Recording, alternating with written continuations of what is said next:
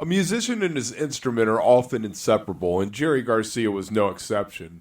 From the very beginning, Garcia was on a quest for tone, for feel, for something that would match the scope of the music he was helping to create. Early on, he played a Red Guild Starfire, which he used to record the Grateful Dead's debut album, released in March 1967. That summer, he moved to a 1957 Les Paul Custom, and by fall, he'd already transitioned again to a gold-top Les Paul, and for the next few years, he would favor Gibsons.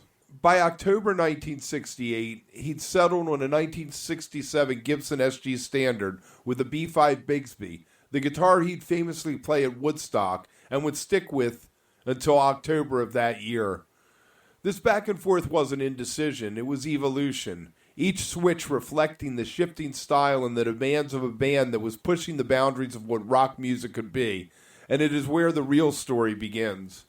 Over his life, Jerry Garcia had many guitars, but the vast majority of his live performances, nearly 70%, were played on a Strat, a few Beans, 3 Irwins, and a Cripe. This is their story. In January 1971, Jerry began playing a guitar known as Peanut, a pre-Alembic custom built by Rick Turner. He used Peanut through the spring, playing it from January until the end of April 71. During this period, Garcia continued experimenting, also incorporating another Les Paul Gold Top and a Guild S100 into his rotation. These years were marked by constant exploration, as Garcia owned his unique tone that would come to define his playing. In early 71, likely in February or March, Jerry Garcia received a natural finish Stratocaster that would go on to become one of the most important guitars in his career. The guitar was originally purchased by Graham Nash from a pawn shop in Phoenix, Arizona for $250 in late 1970. Nash gave the guitar to Garcia as a thank you for his contributions to CSNNY's Deja Vu and Nash's solo album. Garcia later adorned the guitar with a cartoon alligator sticker on the pickguard in June of '72, and from then on it became known as Alligator. Alligator featured a 1963 swamp ash body and a 1957 maple neck. It was constantly being rebuilt and upgraded with ideas from Garcia, primarily by Frank Fuller and Rick Turner, while they were working at Alembic. Because of its ever-changing state, they often referred to it as a Frankenstein. Garcia used Alligator extensively from 1971 through 1973, with its final live appearance taking place at Roosevelt Stadium on August 1, 1973. During times when Alligator was being modified, Garcia played a variety of Les Pauls and other Stratocasters. Enter Doug Irwin. Toward the end of 1972, Garcia encountered his first Doug Irwin-built guitar while it was still at Alembic. He purchased it for $850, and it would come to be known as Eagle for the Eagle inlay on the headstock. Eagle shared design similarities with the Irwin guitar that would follow, Wolf. Garcia immediately commissioned Irwin to build him another custom instrument to his specifications. That next guitar, eventually named Wolf due to a sticker Jerry added below the bridge in December '73, would become one of the most iconic guitars of his career. When the instrument later went back to Irwin for upgrades, the sticker was replaced with a stunning inlay of the Wolf design. The body was a sandwich of quilted maple and Purple Heart wood, and early versions were wired like a Stratocaster, featuring 3 single-coil pickups and an Alembic Stratoblaster preamp built directly into the guitar. Wolf made its first appearance on September 5, 1973. Garcia played the guitar extensively until he received his next Irwin custom-built Tiger in 1979. He did bring Wolf out of retirement in 1989 to serve as a platform for his MIDI synthesizer experiments. It was last played with the Grateful Dead at the Oakland Coliseum in February 1993. Across its many incarnations, Garcia would play Wolf on and off for 2 decades. In the fall of '75, during the Golden Gate Park show, Jerry was seen playing a Travis Bean TB-1000A, a major departure from the heavily modified Wolf guitar he had used up to that point. Frustrated by the limitations of existing guitars, Garcia came across the Travis Bean. At first, he laughed at the unusual aluminum neck design, but his opinion changed after he tried one. When that TB-1000 was damaged in '76, Garcia transitioned to two different customized TB500s.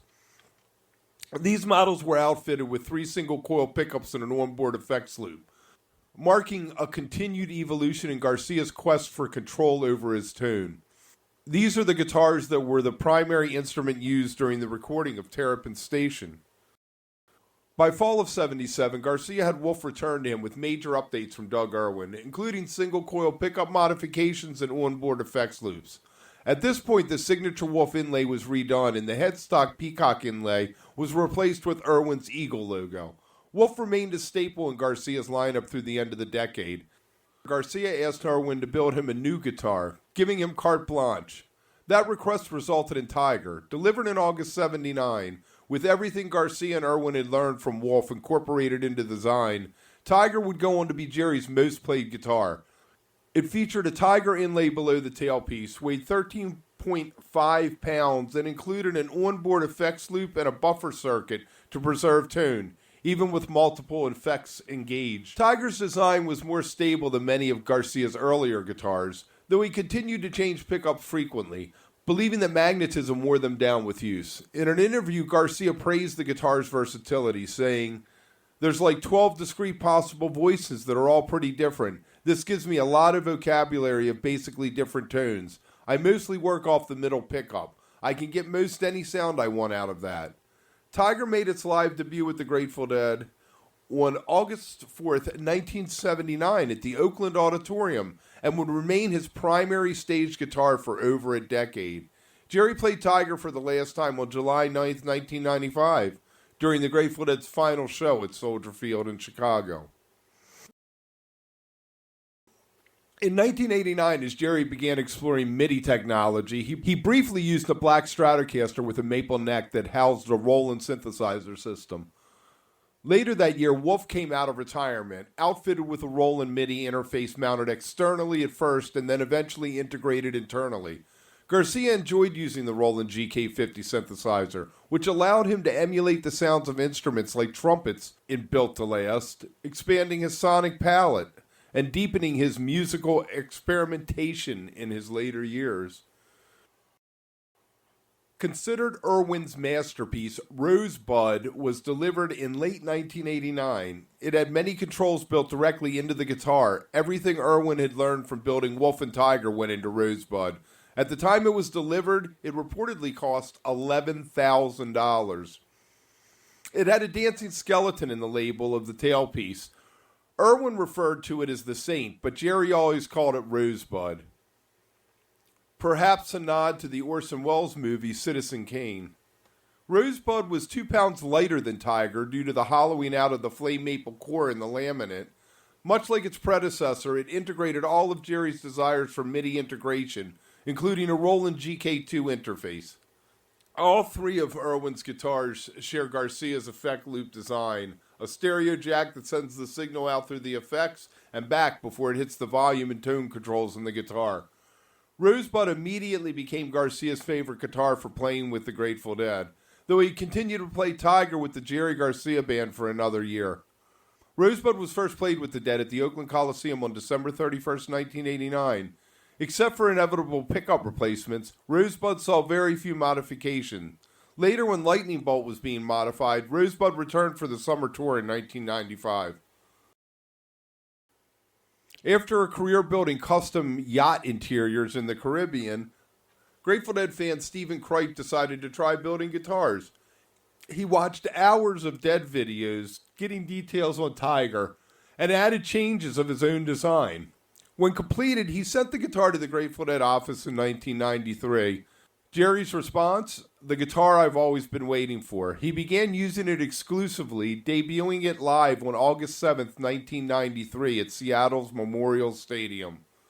Like the other guitars, it was named after the inlay below the tailpiece. The intonation was extremely accurate, allowing Jerry to play higher on the neck, which he'd avoided with earlier guitars. Because Cripe had no direct knowledge of the electronics, Jerry turned the guitar over to San Francisco repairman Gary Brower to wire it to his preferences, particularly for MIDI capabilities. Brower discovered that Kripe hadn't known about the battery compartments hidden in Tiger and Rosebud inlays, so he had to remove and reattach the Lightning Bolt inlay as a battery compartment cover. Lightning Bolt was played for the last time at Shoreline in Mountain View on June 4th, 1995. Jerry loved Lightning Bolt, so much that he asked Kripe to build him a backup. They met backstage at a Florida concert in 1994. The resulting guitar was dubbed Top Hat. After shipping the guitar, Kripe told Jerry's team to pay him what they thought it was worth. They sent him a check for $6,500. Since Kripe had given Jerry Lightning Bolt for free, this was the first guitar he ever sold. Although Jerry almost never played Top Hat, by all accounts he was happy with how it turned out. Sadly, Top Hat was never played live. Whether it was an aluminum neck Travis Bean or a Cocobolo custom made by a fan, Jerry Garcia's guitars weren't just tools, they were evolving canvases for his creativity. Each guitar tells part of the story. From Wolf to Tiger, Rosebud to Lightning Bolt, Jerry just didn't play guitars. He pushed them, rewired them, reimagined them until they sang the way he heard it in his head. If you like this video, make sure to like and subscribe and leave us a comment. Let us know what your favorite Jerry Garcia guitar was. Thanks for watching. We'll see you soon.